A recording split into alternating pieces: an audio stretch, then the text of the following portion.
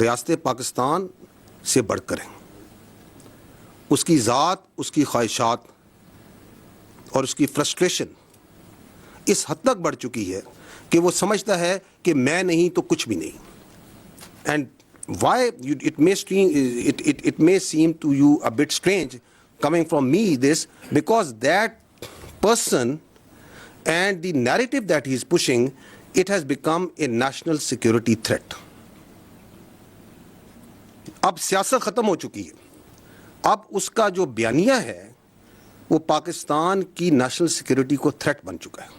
And that is why it is very important that we come clear, بغیر کسی ابہام کے, بغیر کسی ڈاؤٹ کے, we need to come clear and say what needs to be said.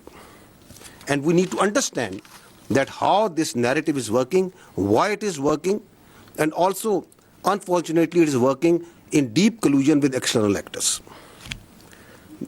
To understand that, first, I'll set the stage by repeating something that we have been repeating, the armed forces have been saying again and again, that we are the armed forces of Pakistan. We don't represent any ethnicity. ہم کسی علاقیت کو, کسی لسانیت کو, کسی مذہبی جھکاؤ کو اور کسی سیاسی سوچ کو یا مکتبہ فکر کو ریپرزینٹ نہیں کرتے.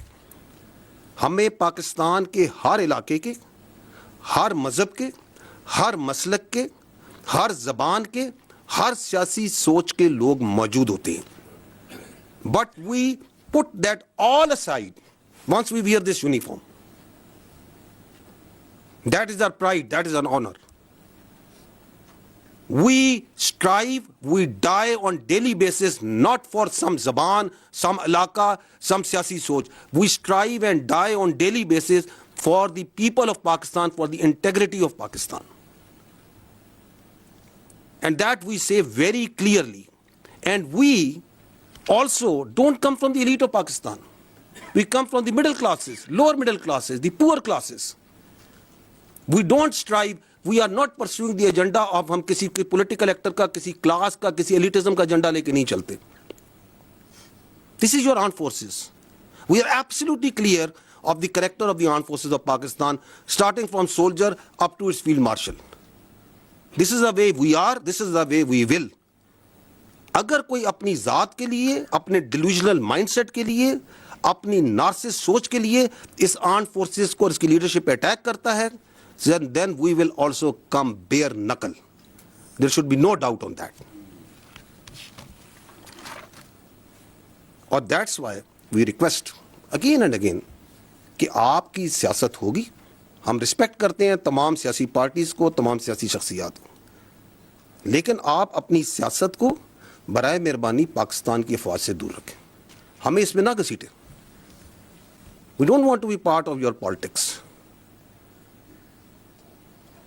آپ اپنی سیاست خود کریں, جو کرنا ہے کریں, لیکن اس فوج کو اس سے دور رکھیں. اس لیے ہمیں کچھ چیزیں بڑی کمیونیکیٹ کلیئرلی کرنے کی ضرورت ہے. پہلی بات تو یہ ہے کہ افواج پاکستان اور اس کے عوام کے درمیان کسی کو اجازت نہیں دی جا سکتی کہ وہ دراڑ ڈالیں. Why? Because this is your only armed forces that you have. You don't have a choice. This country doesn't have any other armed forces. یہ آپ کی افواج کسی کو یا اس فوج کے بارے میں کسی کو رائے ہو سکتی ہے, کسی کے بارے میں کوئی observation ہو سکتی ہے, and if that is a constructive observation, constructive criticism, you are more than most welcome. But that doesn't allow you کہ آپ پاکستان کے عوام کو پاکستان کی افواج کے خلاف بھڑکائیں اور ان کے درمیان گیپ ڈالنے کی کوشش کریں. کیونکہ یہی آپ کی ایک فوج ہے, یہی فوج ہے جو کہ ہندوستان کی جو ہندتوا وہاں سوچ ہے, جو ان کی ہیجومینک ڈیزائنز ہیں, اس کے اور پاکستان کے عوام کے درمیان یہی فوج ہے جو ڈھال کے طور پہ کھڑی ہے. یہی فوج ہے جو کہ خوارجوں کے, خوارجین کے اور دہشت گردوں کے, اور جو افغانستان سے بیس آف آپریشن کو استعمال کر کے ہندوستان آپ پہ فتنہ الخوارج, فتنہ ہندوستان اور دہشت گردی ہے, اس کے اور عوام کے درمیان کون سی فوج کھڑی ہے؟ یہی فوج کھڑی ہے. And we also know for a fact کہ ہر ملک میں ایک فوج ہوتی ہے, مشہور جملہ ہے نا, there will always be an army in a country. If it's not yours, it will be of your enemy. یہی کہا جاتا ہے نا. تو جو اس اپنی فوج کے اوپر حملہ کرتا ہے, اس کی لیڈرشپ پہ حملہ کرتا ہے, تو وہ کیا کسی اور کی فوج کے لیے اسپیس کریٹ کرنا چاہ رہا ہے؟ What's his design? Why is he trying to do that? So ہمیں بھی کلیئر ہے